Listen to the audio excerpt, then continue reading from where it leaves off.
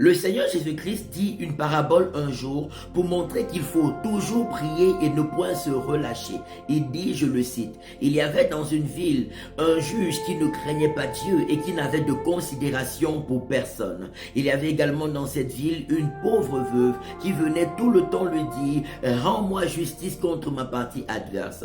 Mais le juge pendant longtemps y refusait. Et un jour il dit, je suis fatigué de cette veuve. Il est vrai que je ne crains pas Dieu et je n'ai de considération pour personne. Mais afin que cette veuve ne vienne plus tout le temps me fatiguer, me rompre la tête, je lui rendrai justice contre sa partie adverse. Et Jésus dit, écoutez ce que dit le juge inique. Et votre Père qui est dans les cieux, qui vous aime plus que tout, ne rendra-t-il pas justice à ses élus qui crient à lui jour et nuit et tardera-t-il à leur endroit? Il dit, je vous le dis en vérité, il leur fera promptement justice. Mais quand le Fils de l'homme, quand le Seigneur Jésus viendra sur la terre, trouvera-t-il encore la foi parmi les hommes? Luc chapitre 18, verset 1er au verset 8. Bien-aimé, Dieu veille sur ses promesses pour les réaliser. Nombre chapitre 23, verset 19 nous dit, ce que l'Éternel dit ne l'accomplira-t-il pas? Ce qu'il promet ne le réalisera-t-il pas? Dieu n'est pas un homme pour mentir, encore moins un fils d'homme pour se repentir. Accrochons-nous aux merveilleuses promesses de Dieu à notre endroit. Le ciel et la terre disparaîtront, mais la parole de Dieu ne passera pas. Jésus dit, il ne sera pas enlevé un seul iota de la parole jusqu'à ce que tout soit accompli.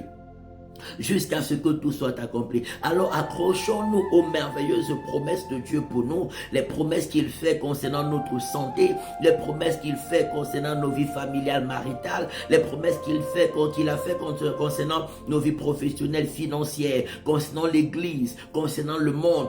Croyons que Dieu veille sur sa parole pour l'accomplir. Ésaïe chapitre 55, verset 8, verset 9 au verset 11. Dieu veille sur sa parole pour l'accomplir, verset 8 à 11. Il veille sur ses promesses. Alors accrochons-nous, parce que les promesses de Dieu sont des promesses de salut pour quiconque croit de tout son cœur au Seigneur Jésus. Ce sont des promesses de paix et de bonheur pour quiconque s'attache de tout son cœur au Seigneur Jésus-Christ de Nazareth.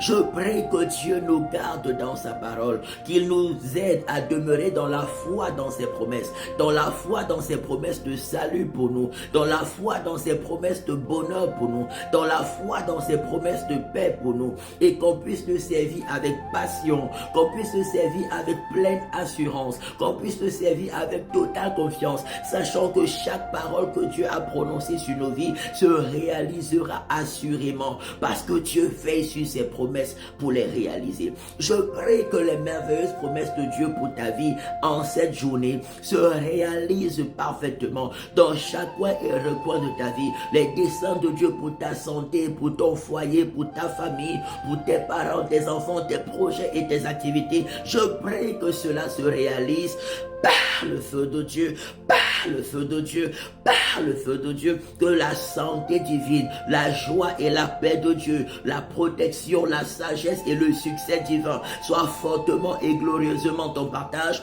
par le feu, par le feu, par le feu de Dieu au nom de Jésus. Toute arme forgée contre toi, libère ta santé, libère ta vie, tout ce qui est de l'ennemi et ses agents, libère ta vie, libère calciné, libère calciné, libère calciné au nom de Jésus-Christ de Nazareth.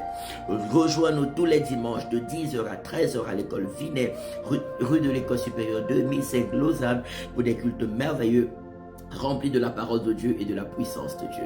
Spécial programme de délivrance et restauration des familles sous le thème comment être délivré, comment guérir plutôt des blessures de son âme afin de vivre la paix et les bénédictions de Dieu. Ne manque pas, c'est samedi 7 juin de 14h à 18h, dimanche 8 juin de 13h à 17h. L'entrée est gratuite. Viens, on passera d'un moment extraordinaire dans la présence de Dieu. Que l'Éternel te bénisse abondamment et te garde dans ses voies afin que tu vives ces merveilleuses bénédictions à ton endroit. Au nom de Jésus-Christ de Nazareth. Amen, amen, amen. Shalom.